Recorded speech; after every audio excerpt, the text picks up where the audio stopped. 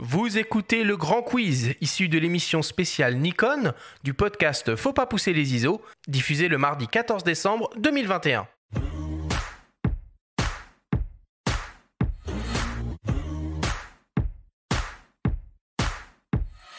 Le principe du quiz est très simple. Nous avons reçu des questions de la part de nos auditeurs qu'ils vous ont posées via notre compte Instagram, en lien ou non avec le sujet de cette émission. Nous en avons sélectionné quelques-unes et vous allez avoir seulement 30 secondes, et pas une de plus, pour tenter d'y répondre le plus clairement possible. Roland, Julie, avez-vous bien compris la consigne ?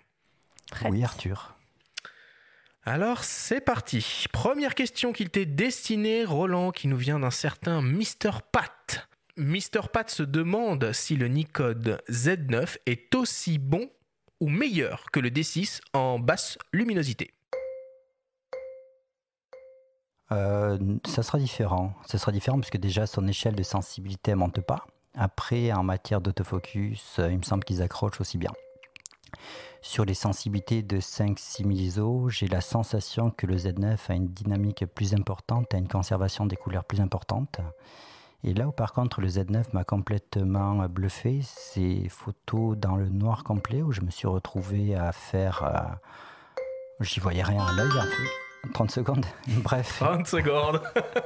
J'avais pas compris le timing.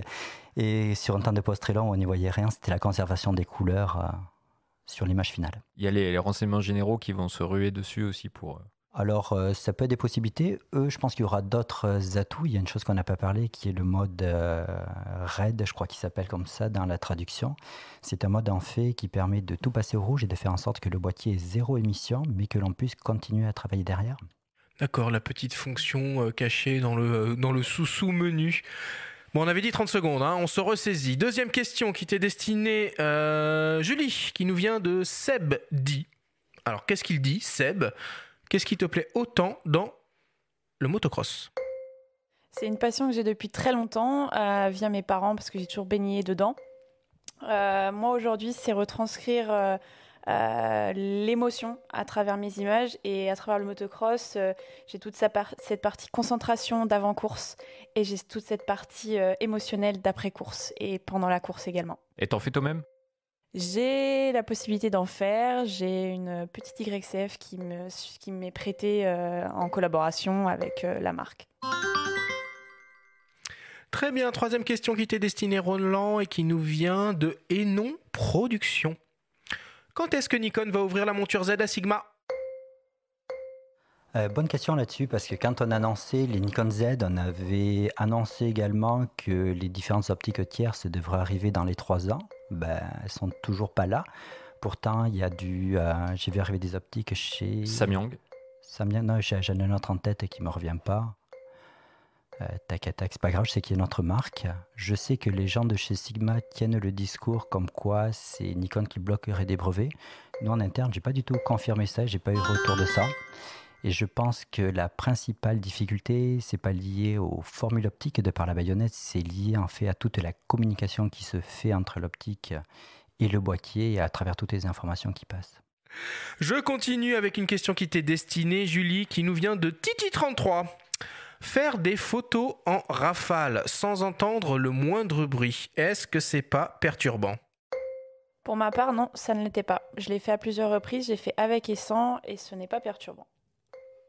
Oui, d'autant que, comme on l'a dit dans l'émission, on peut simuler le bruit du déclenchement. Exactement. Si c'est trop perturbant de ne pas l'avoir, on le rajoute et on l'a. Et on a 2 modes différents. Merci Julie, c'est très clair. 15 secondes. Ouais, il est meilleur que moi sur les timings courts. Hein. Bam ! Julie, pourquoi Z9 et pas Z8 ?